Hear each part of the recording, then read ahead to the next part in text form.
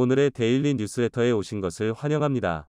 1. 한국산 반도체 안사, 중국, 한국의 충격 발표. 2. 산유국이라는 타이틀을 갖게 됐으니까요. 3. 한국의 엄청난 발전에 박수를 보내며 전 세계 한번 진실을 알아봅시다. 중국이 한국을 향해 충격적인 발표를 했습니다. 그들은 한국 반도체를 더 이상 구매하지 않을 것이라고 선언했습니다.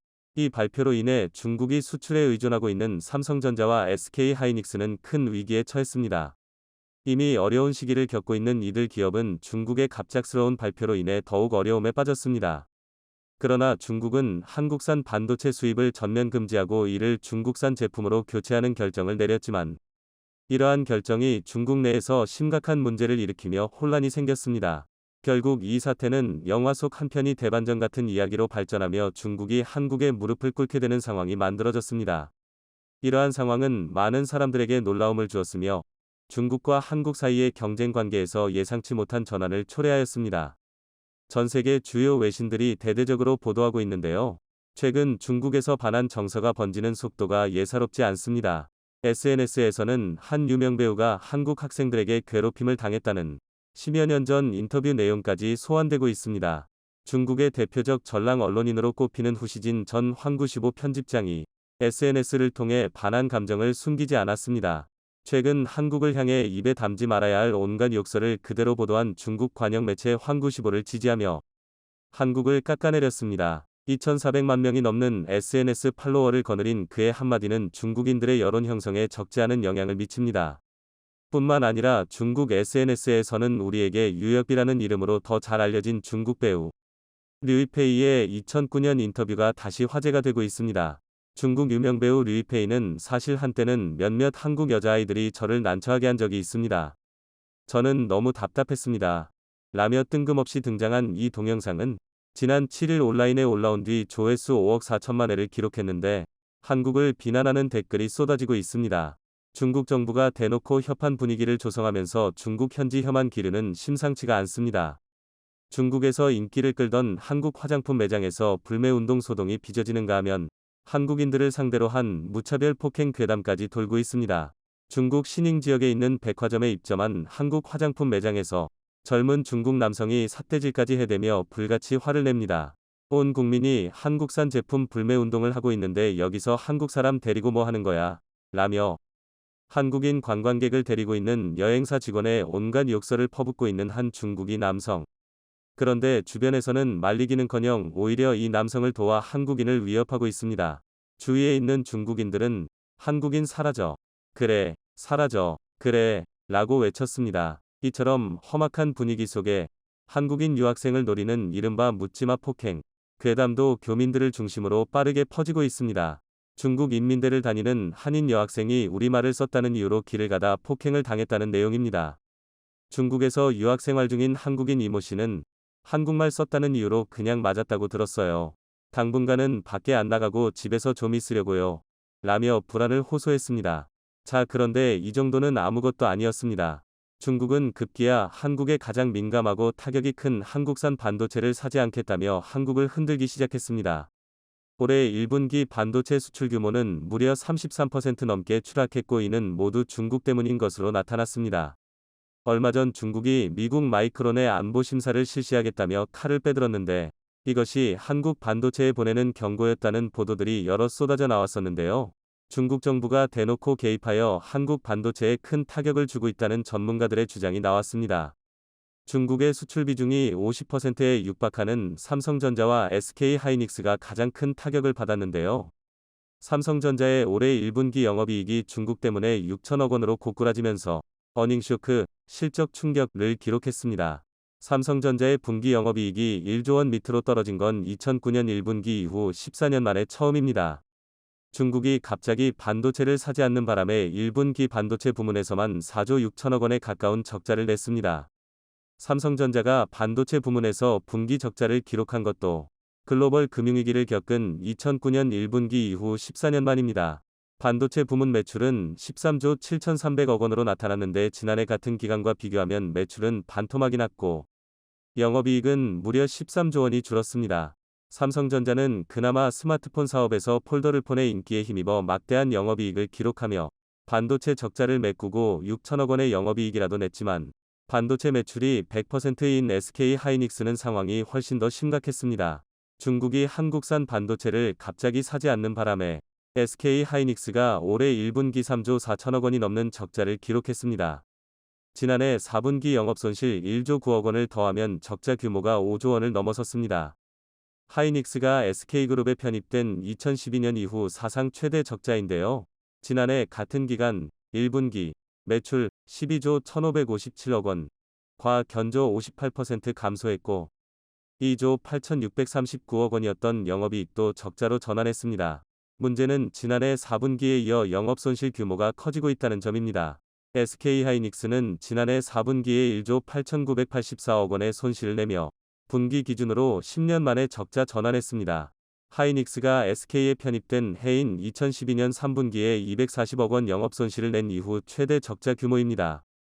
하지만 올해 1분기 영업손실 규모는 3조 4,023억 원으로 더 커졌습니다.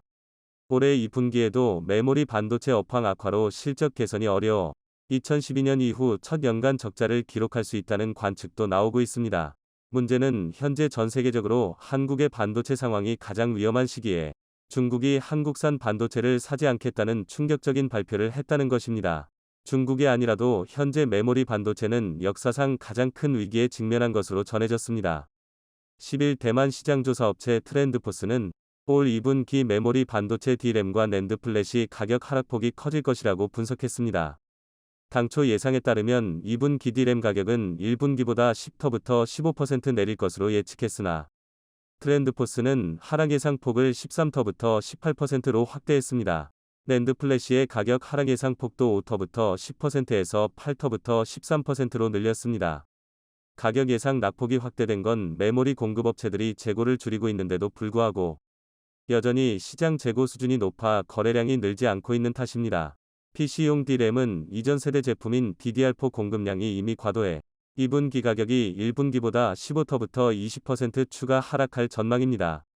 서버용 D램 역시 구글, 메타, 옛 페이스북 등 글로벌 빅테크 큰손들이 서버 구매 물량을 줄이면서 DDR4 재고가 쌓이고 있습니다. 이에 마지막 희망이었던 서버용 D램 가격도 1분기 대비 18%부터 23% 폭락할 것으로 전망되고 있습니다. 중국 관련 한 전문가는 이렇게 주장했습니다. 이렇게 한국산 반도체를 사지 않기로 하는 충격적인 발표를 하는 동시에 중국은 한국의 삼성과 SK로부터 몰래 빼돌린 반도체 기술을 자국 기업에 주며 한국산 반도체와 똑같이 만들라고 지시했다. 라고 말이죠. 중국을 대표하는 메모리 반도체 기업 YMTC는 한국산 반도체와 비슷하게 만들어 결국 한국 반도체의 최대 고객사인 애플까지 뺏으려 했습니다. 애플도 한국산 반도체에 대한 의존도를 줄이기 위해 중국 YMTC가 한국산 반도체와 비슷하게 만들었다며 다가오자 환영했죠. 오히려 애플이 그동안 축적한 반도체 노하우를 YMTC에 줘가며 적극적으로 나섰습니다. 자, 그런데 대반전이 일어났습니다. 한국산 대신 중국산 반도체를 시험해본 애플이 심각한 품질 차이에 바로 포기를 선언했습니다.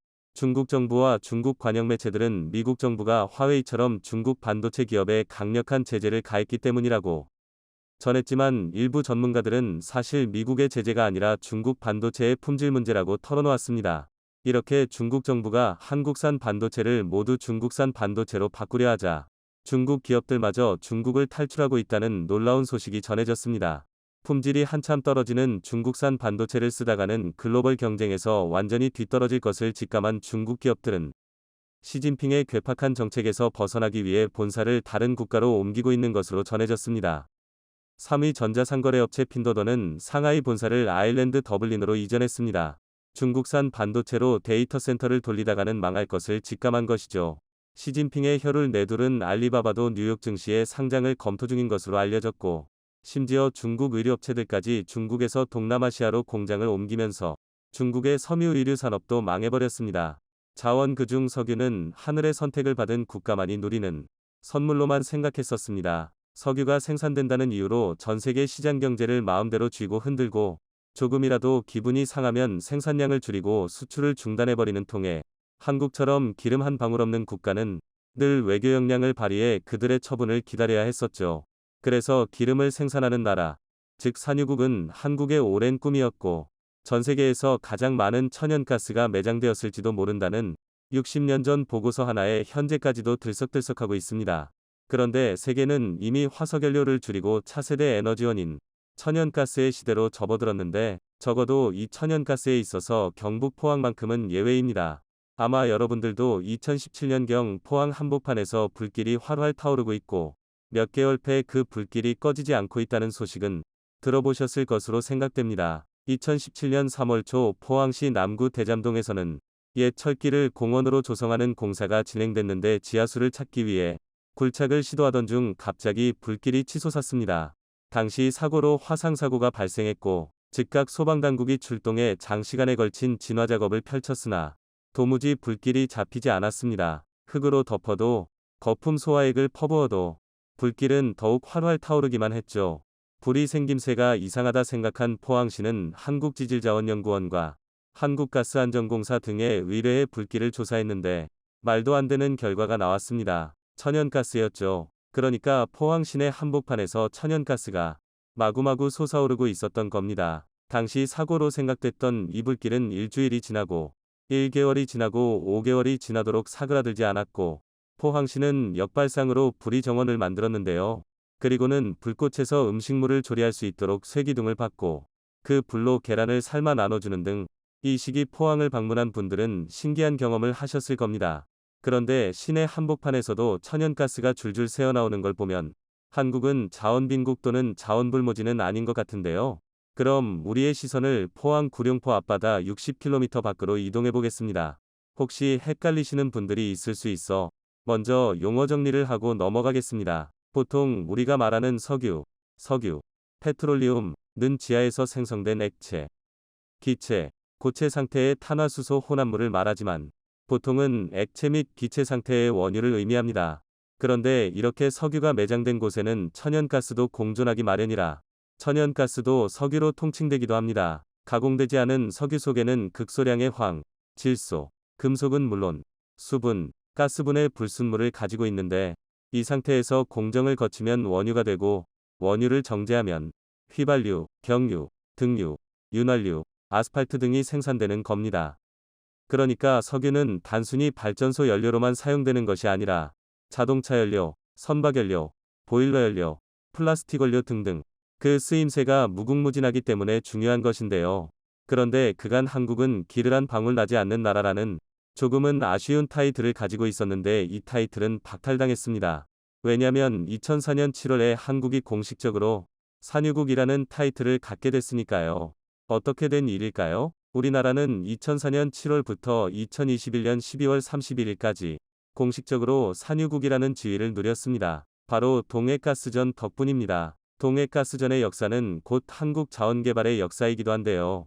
1970년대부터 미국과 프랑스 등에 소재한 석유 메이저 기업들은 한국 동해에서 수차례에 걸친 탐사 및 시추 작업을 진행했었지만 석유가스전 발견에 실패하고 철수했지만 실제로 석유와 천연가스를 뽑아낸 동해가스전은 석유공사가 독자적으로 탐사 시추 개발했습니다. 결코 선진국의 기술에 뒤처지지 않는다는 의미죠.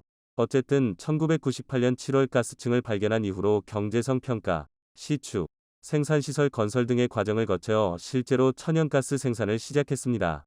울산 남동쪽으로 58km 떨어진 해역에 자리한 동해가스전은 2021년 12월 31일 생산을 종료할 때까지 원유 4,800만 배럴에 해당하는 양의 천연가스를 생산했는데 수입 대체 효과가 2조 7천억 원에 이릅니다. 덕분에 한국은 공식적으로 세계 95번째 산유국이 되었죠. 그렇다면 1년 전 생산을 중단한 동해가스전이 우리나라의 처음이자 마지막 가스전일까요? 제7광구처럼 있을지도 모른다는 추측이 아닌 실제 매장된 곳은 더 없는 것일까요? 아닙니다. 엄청난 매장량을 자랑하는 장소가 발견됐습니다. 동해가스전에서 불과 44km 떨어진 곳에서 말이죠. 사실 동해가스전의 수입 대체 효과가 2조 7천억 원이기 때문에 엄청난 수치로 보이지만 이는 우리나라가 수입하는 양에 비하면 새 발이 피 수준입니다. 우리나라는 지난 2021년 기준 세계 5위의 석유 수입국이며 10대 수입 품목 중 670억 달러, 약 80조 원로 압도적인 1위 품목입니다. 동해가스전에서 17년간 약 4,800만 배럴에 해당하는 2조 7천억 원이 한국의 경제 규모에 비해 얼마나 미미했는지 감이 오시죠? 이 때문에 지질과 자원 분야 전문가들이 한반도 주변의 석유 자원 개발을 위해 더 적극적인 탐사와 시추가 필요하다 고임 모아 주장해왔는데 결국 동해가스전 옆에서 새로운 가스전을 찾아냈습니다. 바로 방어구조인데요. 지난 2021년 6월 석유공사는 동해가스전에서 44km 떨어진 울릉분지 육관구 심해에서 어마어마한 양의 가스전을 발견했다고 보도했습니다. 당시 알려진 양만 원유로 환산했을 경우 7억 배럴입니다. 동해가스전의 15배 그리고 유가를 기준으로 원화로 환산했을 때 약 30조 원에 해당하는 엄청난 양이었죠. 그리고 여기에 방어구조라고 이름을 붙인 것은 기름진 방어처럼 넉넉한 석유 자원을 품고 있길 바란다는 뜻이었는데 탐사 자료에 나타난 것은 실제로 방어처럼 넉넉한 석유 자원을 품고 있었습니다. 그리고 석유공사는 즉각 시추에 돌입했죠. 하지만 안타깝게도 시추는 2달이 채 지나지 않아 중단됐습니다. 해저에서 내부 압력이 과도하게 높은 지층이 이상 고압대가 발견됐기 때문인데요. 사실 무리하게 강행할 수도 있었습니다만 이상 고압대를 잘못 건드렸다가는 블로아웃이라 불리는 폭발적인 분출이 발생해 대형 사고로 이어질 수 있습니다. 물론 이상 고압대를 만났다고 해서 시추가 전혀 불가능한 것은 아닙니다.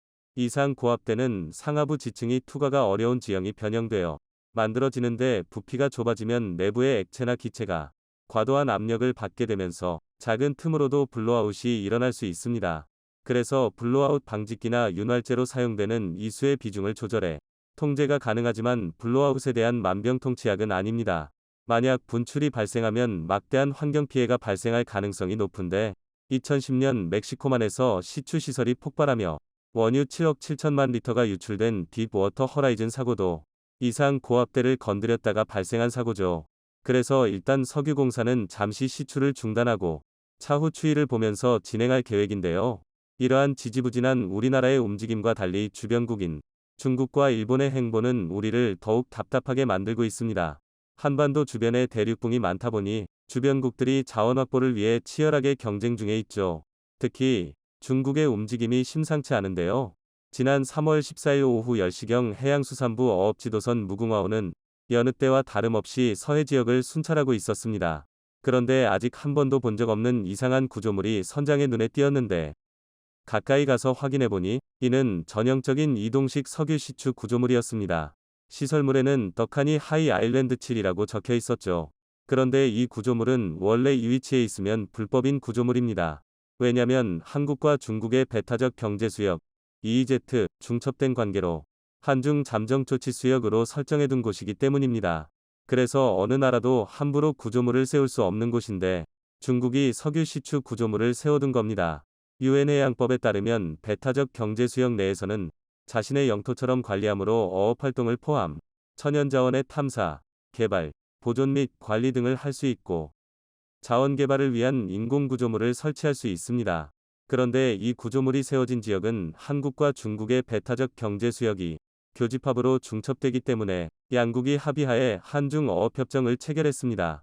그래서 중첩되는 곳에 대해서는 일방 당사자가 자신의 영해라고 주장하지 말고 함께 조업도 하고 관리도 하는 잠정조치수역으로 설정해 두었는데 중국이 이 협정을 깨고 석유 시추 구조물을 세워둔 겁니다. 알박기하듯 세워둔 이 구조물을 발견한 무궁화호는 즉각 이를 정부에 신고했고 청와대는 이를 국가안전보장회의 NSC로 격상시키기도 했는데요. 사실 서해에서 한국과 중국 간 석유 시추를 두고 갈등을 빚은 것이 처음은 아닙니다.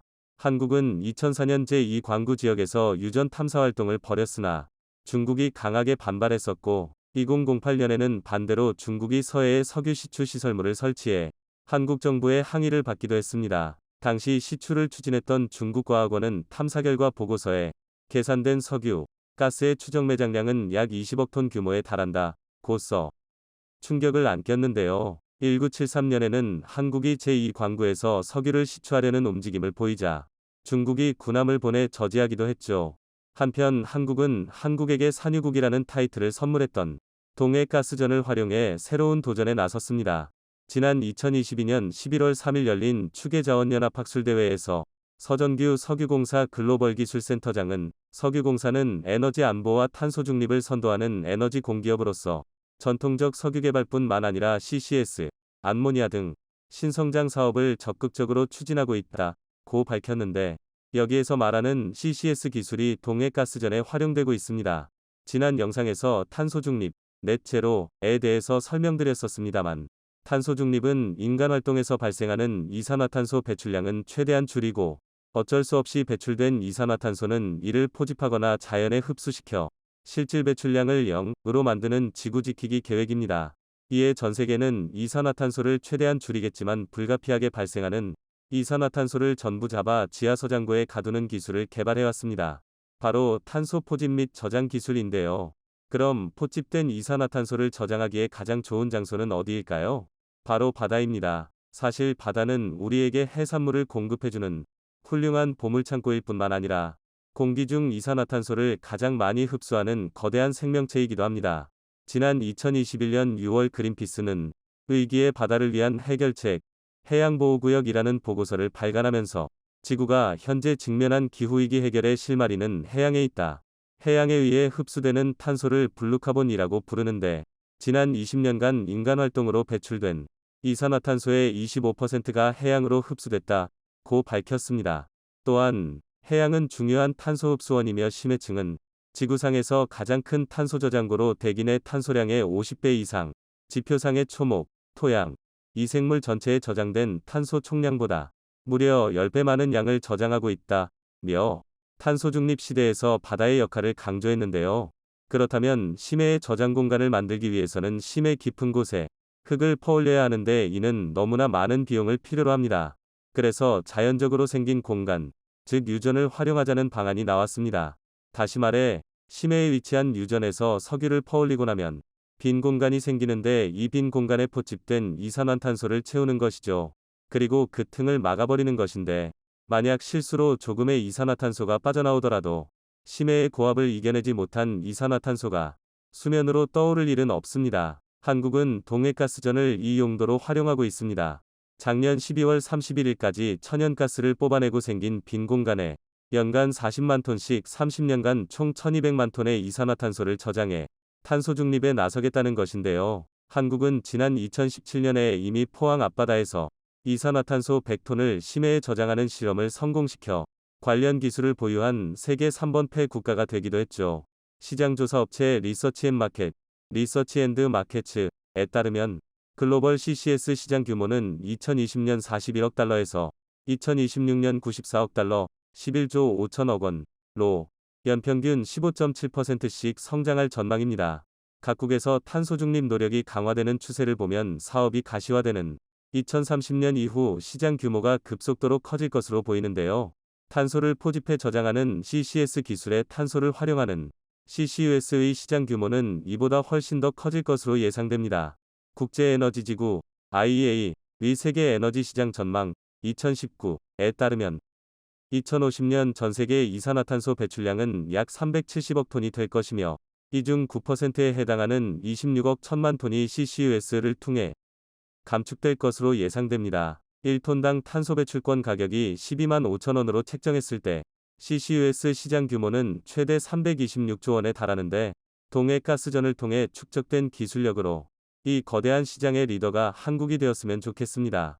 최근 미국 내에서 전기차에 들어가는 배터리는 전부 한국산이라고 해도 과언이 아닐 만큼 미국 내 전기차 기업들이 한국의 배터리 확보에 열을 올리고 있습니다. 미국 자동차의 상징이자 최초 자동차 양산 시설을 만든 포드도 100년이 넘는 역사상 최대 규모의 금액을 한국 배터리에 투자하겠다고 나선 것인데요. 그 외에도 여러 기종의 전기차들이 한국의 배터리와 함께 테슬라의 아성을 무너뜨리고 있습니다.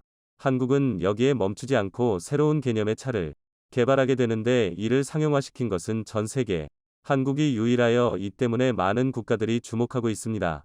이는 전기차의 단점을 보완한 차로 원유 강국인 사우디아라비아에서도 한국의 새로운 차를 구매하기 위해 현금 다발을 준비했었다고 전해집니다.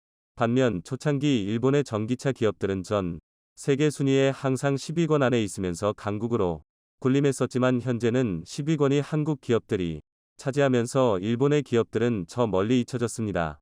전문가들은 한국의 자동차들은 계속 성장할 수밖에 없고 일본의 자동차들은 계속 후퇴할 수밖에 없는 이유를 설명해 흥미를 끌고 있는데요. 현재 미국 내에서 어떤 기업들이 한국의 배터리 기업들과 동맹 관계에 있으며 한국의 세계 최초이자 유일하게 상용화에 성공한 신개념 자동차는 무엇인지, 그리고 왜 일본의 자동차 산업이 한국에 밀릴 수밖에 없는지에 대해 알아보겠습니다. 미국의 약 120년 자동차 역사와 함께하고 있다고 해도 과언이 아닌 포드가 자국 내 전기차 생산을 위해 한국의 배터리를 확보하고자 천문학적인 금액의 현금을 준비하고 있다는 소식이 미국 내에서 연일 뜨거운 이슈로 자리 잡고 있습니다. 이들은 모두 전기차 왕좌에 앉아있는 테슬라에 도전하고 있는데, 그 권좌를 가져오기 위해서는 한국의 배터리 없이 불가능하다고 보고 있어 많은 사람들은 미국의 전기차 기업과 한국의 배터리 기업의 합작에 큰 관심을 보이고 있습니다. 포드와 같은 경우 SK 이노베이션과 13조 원 규모의 투자를 통해 합작사를 설립하며 전기차용 배터리 공장과 전기차 조립 공장을 건설한다고 밝혔습니다. 이번에 이뤄진 투자가 흥미로운 점은 미국에서 이뤄진 배터리 공장 투자 중 최대 규모이기 때문인데요. 미국 유명 경제 전문 매체인 블룸버그 통신은 미국 자동차 산업 역사상 최대 규모라고 전해 많은 이들의 기대를 모으고 있습니다. 이번에 계획된 생산 시설은 총 129기가와트시로 기존의 계획보다 2배 이상 늘은 것으로 파악되는데요. 이는 내년에 출시를 눈앞에 두고 있는 포드의 전기 픽업 트럭 F105의 사전 계약 주문이 쇄도하고 있기 때문입니다. 이번 SK 이노베이션과 포드의 유래를 찾아볼 수 없는 투자는 얼마 전 있었던 한미 정상회담 이후 더욱 더 단단해지는 한국과 미국의 완성자 기술과 배터리 기술의 동맹 구도를 여실히 보여주고 있다는 평가입니다. 한국의 LG 에너지 솔루션과 미국의 GM도 합작하여 매년 70기가와트시의 배터리를 생산하는 계획을 세우고 있으며, 이 둘의 합작도 앞으로 미국 내 전기차 시장의 판도를 어떻게 바꿀지 모른다는 평가를 받고 있는데요. 여기에 최근 혜성처럼 떠오른 미국의 신흥 전기차 기업 루시드 모터스는 삼성 SDI와 합작하여 루시드 에어라는 전기차 세단의 생산을 시작했는데, 이는 약 1억이 좀 안 되는 고가임에도 불구하고 사전 예약을 신청한 사람이 1만 3천 명 이상이나 되고 있습니다. 이렇게 루시드 모터스의 전기차가 이제 막 시작한 기업임에도 불구하고 사람들이 많이 찾는 이유가 있습니다. 루시드 에어의 최고급 버전인 루시드 에어드림 에디션은 동급 테슬라의 전기 세단보다 주행거리가 훨씬 길다는 것인데요. 루시드 에어드림 에디션은 1회 충전만으로 837km를 주행할 수 있으며, 이는 미 정부의 공식 등급을 받은 것이기에 믿을 수 있는 수치입니다. 반면 테슬라 공식 홈페이지에서 명시된 테슬라 S의 주행 가능 거리는 약 637km인데, 이는 노시드 헤어 드림 에디션이 200km를 더 갈 수 있어 효율이 더 좋다고 볼 수 있습니다. 이렇게 비약적으로 주행 가능 거리가 늘어날 수 있었던 이유는 바로 삼성의 3I에서 생산한 원통형 배터리 때문에 이룰 수 있었던 결과인데요. 이런 것들이 미국 전역에 퍼져 이제 막 시작한 전기차 업체부터 대형 자동차 기업까지 모두 한국의 배터리 확보에 열을 올리고 있는 이유입니다. 가끔 세계 최강의 최첨단 무기를 보유하고 있는 초강대국인 미국 이외 배터리를 자체 개발하지 않고 한국과의 협력을 원할까 하는 의문이 생기기도 하는데요. 현재 미국은 전기차 배터리를 생산하는 자국 기업이 없어 해외 기업으로부터 조달해야 하는데, 글로벌 10위권 내 배터리 기업은 모두 한국과 중국, 일본의 기업들이 차지하고 있습니다. 중국과 같은 경우 미국이 군사외교적 갈등을 빚고 있는 중국 기업을 선택할 리가 만무하고, 일본의 유일한 대형 배터리 기업인 파나소닉은 외국 투자에 있어서는 공격적인 행보를 보이지 않고 있습니다. 이 때문에 많은 전문가들은 하나소닉의 기술력이 정체됐다고 판단하고 있는데요. 결국 최신의 배터리 기술을 가지고 있으면서 대량 생산 능력과 공격적인 투자 행보를 보이고 있는 민주주의 동맹은 한국밖에 없다는 미국의 계산입니다. 어떻게 보면 미국 현지 생산이 한국의 이익에는 부합하지 않을 것이라 생각될 수 있지만, 이는 기업 입장에선 더 좋을 수도 있습니다. 현재 조 바이든 행정부는 미국 내 판매되는 제품 중 총 생산의 70% 이상이 미국산이어야만 무관세 혜택을 준다는 정책을 펴고 있는데요. 미국 시장에 진출하려면 모든 기업들이 미국에 공장을 세워야 하는 상황입니다. 여기서 한국 기업들이 미국 내 높은 점유율을 가지고 있다면 기술 로열티만으로도 엄청난 돈을 벌 수 있으며, 30%만 수출하게 된다 하더라도 약 3억 3천 명의 미국 국민들이 전부 한국 제품을 쓰게 된다면 그것만으로도 충분히 이익을 볼 수 있습니다. 이에 테슬라는 한국의 배터리 기업들이 미국에 진출한 것에 굉장한 압박을 받고 있는 것으로 전해집니다. 이것 말고도 테슬라의 CEO 일론 머스크가 한국 때문에 혈압이 올라 쓰러질 만한 일이 또 벌어졌습니다. 바로 오직 한국만이 가지고 있는 신개념 자동차 기술이 그 원인인데요. 그 한국만이 가지고 있는 신개념 자동차 기술은 바로 수소전기차입니다. 몇몇 분들은 이것을 다 알고 있는데 무슨 신개념 자동차라고 말하냐고 할 수 있지만 레이저 무기를 모두가 알고 있음에도 기술력 때문에 생산하지 못해 신개념 무기체계라고 말하는 것과 같이 수소전기차도 높은 기술력 때문에 상용화하고 있지 못했었습니다. 그 이유는 바로 수소와 산소를 결합해 전기를 만들어내는 연료전지 스택 기술이 보통의 기술력으로 생산하기 어렵기 때문인데요. 그런데 그 어려운 기술을 한국 자동차 기업이 세계 최초이자 현재 유일하게 연료전지 스택의 일관 생산에 성공하며 양산하는 데 성공했습니다. 하지만 뜬금없이 미대륙의 한 부호가 한국 자동차 기업이 쓸데없는 노력을 했다고 말해 큰 파장을 일으켰습니다. 그 미국의 부호는 바로 일론 머스크로 한국이 수소전기차를 개발한다고 했을 때 전기차가 상용화된 지금 수소전기차를 만든다는 것은 바보들이나 하는 짓이라고 폄하해 논란이 된 것인데요. 몇몇 사람들이 일론 머스크의 말에 어느 정도 수긍했는데 과거와 달리 전기차 충전소가 많이 보급됐으며 운전하다 보면 심심치 않게 전기차를 자주 볼 수 있기 때문에 매번 수소를 충전해줘야 하는 수소전기차는 쓸모 없어 보였기 때문입니다. 그런데 이런 생각들은 한순간에 뒤집어졌습니다. 많은 전문가들이 연구한 결과 수소전기차는 전기차보다도 더 친환경적이며 전기차가 환경오염을 멈춘다면 수소전기차는 발전되는 과정에서 오염된 환경을 더 개선한다는 점에서 우수한 공기 정화 능력을 발견한 것입니다. 또한 수소전기차는 일반 전기차보다 더 많은 장점을 가지고 있다고 전해지는데요. 전기차는 가정용으로 운용되는 것에는 좋지만 산업용으로 사용하기엔 적합하지 않습니다. 반면 수소전기차는 화물차로 쓰기에 적합한 성능을 보여주는데요. 전기차보다 주행거리가 길고 무엇보다 수소 충전 시간이 전기 충전 시간보다 빠릅니다. 전기차의 경우 안심하고 운전하기 위해선 아무리 빨라도 1시간 이상의 충전 시간이 걸리는데 수소전기차는 길면 8분입니다. 무게면에서도 대형 화물차 기준으로 볼 때 수소전기차가 일반 전기차보다 가볍기 때문에 장거리 운행에 더 특화되어 있습니다. 이보다도 더 중요한 것이 있습니다. 바로 수소 경제 체제를 만들 수 있습니다. 수소 경제란 환경 파괴의 주범인 석유를 완전히 수소로 전환해 친환경 생태계를 조성하는 것을 말하는데요. 수소 발전은 워낙 고효율이기 때문에 화물차뿐만 아니라 선박 연료로도 사용 가능하고 일반 가정용 전기 발전에도 효과적이며 좀 더 나아가 항공연료로도 사용할 수 있다고 전해집니다. 그런데 한국이 수소전기 발전에 선두적인 기술을 가지고 있어 전문가들은 앞으로 한국이 수소경제 산업을 이끌어갈 것이라고 예측하고 있습니다. 이 때문에 사우디아라비아가 한국의 수소연료 전기 스택에 엄청난 관심을 보이고 있으며 큰 돈을 주고 구매할 의사를 내비쳤습니다. 반면 일론 머스크는 전기차를 상용화했다는 평가는 받고 있지만 수소전기차 조롱의 악마의 주둥이라는 별명을 얻게 됐는데요. 일론 머스크만큼 일본도 근시안적인 태도로 배터리 산업에서 앞선 기술력을 가지고 있었음에도 불구하고 한국의 자동차 산업에 뒤처졌다는 평가를 받고 있습니다. 일본은 사회 전반적으로 보수적인 것으로 유명한데요.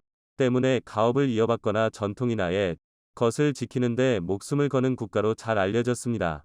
자동차를 만들 때도 그랬습니다. 일본도 최근 친환경 트렌드에 따라 전기차 개발을 위해 노력했는데요.